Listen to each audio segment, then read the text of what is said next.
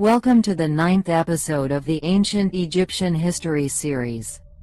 In the late first quarter of the 18th century AD, the reins of power were transferred from the 12th dynasty to a new ruling dynasty by means we do not know.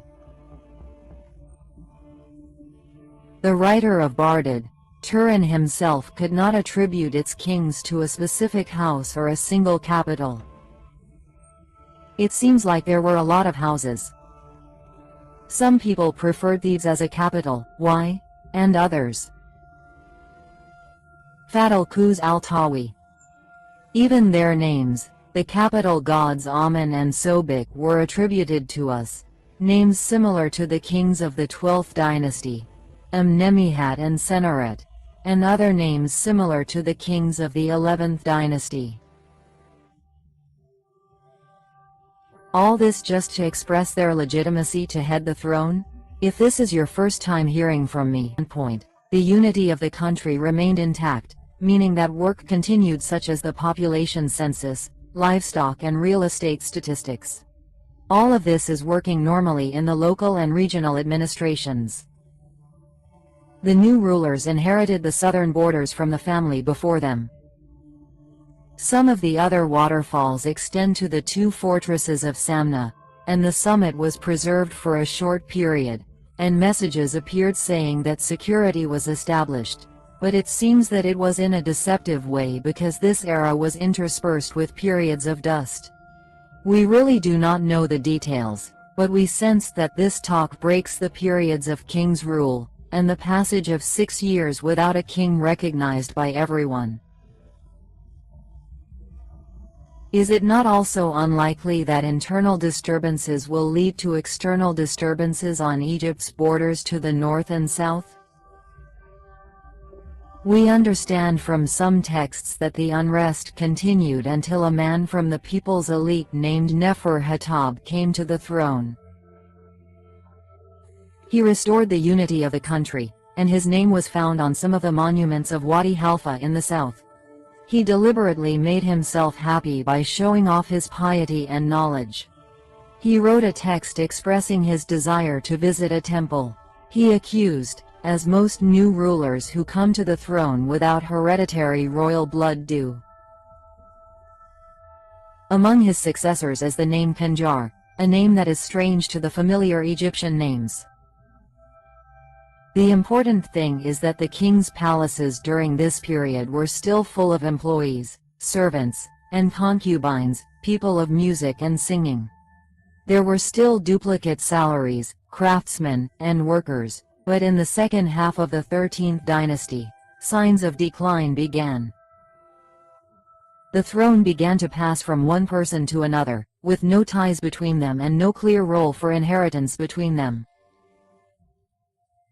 They are united by instability, administrative corruption, and lack of loyalty at home and abroad. This was confirmed by the papyrus, which mention about 60 names in an order that is not considered correct. 23 of them ruled for 52 years. There are also opinions that say that the papyrus contained about 180 names of these kings. If this is true, then the number is very large. There has never been such a thing in a royal family. What also confirms the disorder? Their little impact, and the historians' comments are finished.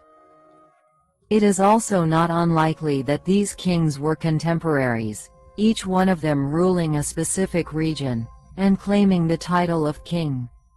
With the beginning of the 15th dynasty, the greatest historical ordeals that ancient Egypt went through began. A group of judges who migrated from Central Asia as a result of natural or human circumstances infiltrated Egypt. We do not know. Their names differed in every country they entered. The Kassites, the Hussites, the Hurrians, and in Egypt the Hakaka are black, which was distorted to the Hyksos. The shepherd kings, as Mente translated it, when these migrations arrived, Egypt was a mixture, not a single people, and unfortunately the path to ruling Egypt was easy and smooth. The Hyksos established their capital in the eastern delta. They called it Oaris. Some kings began to resemble the kings of ancient Egypt through titles, clothes, and statues, and some of them claimed to be close to the Egyptian deities. We try to forget the strangeness of their origin and the cruelty of the invasion. Because of the location of Upper Egypt, I enjoyed a kind of exploration, and from there began the stages of jihad and liberation from the province of Thebes. Simultaneously with the rule of the Hyksos, there was always an Egyptian family ruling Egypt at the same time, and it considered itself the legitimate heir to the kings of the Middle Kingdom, and the national 17th Dynasty is the one that squeezed out the last Hyksos kings. Its great rulers succeeded. They extended Egypt's influence to Abu Duz in Sohag, and removed the Hyksos to the borders of Al-Qusiyah. The struggle against the Hyksos began cautiously, and this was a meeting to provoke them while they were still completing their preparations. After the proactive steps of great kings, the banner of struggle was carried by 3 kings, Sakhnen Ra and his 2 sons, Kames and Ahmose. But we drove him crazy, and he was forced to start the war before he was fully prepared, after the Hyksos king sent him a provocative message telling him to silence the hippopotamuses in the eastern lake in Thebes, because their noise bothered him. In one of the battles, King Sakhnen Ra fell and his waters showed 5 deep wounds. After his death, Kames took over the leadership of Thebes. He set out with the Egyptian army and a group of his loyalists, and the people of the east and the west rushed to him. He started with Middle Egypt, purged it of the Hyksos, and launched a campaign against the southern land of Kash, the largest of which was to end its friendship with the Hyksos.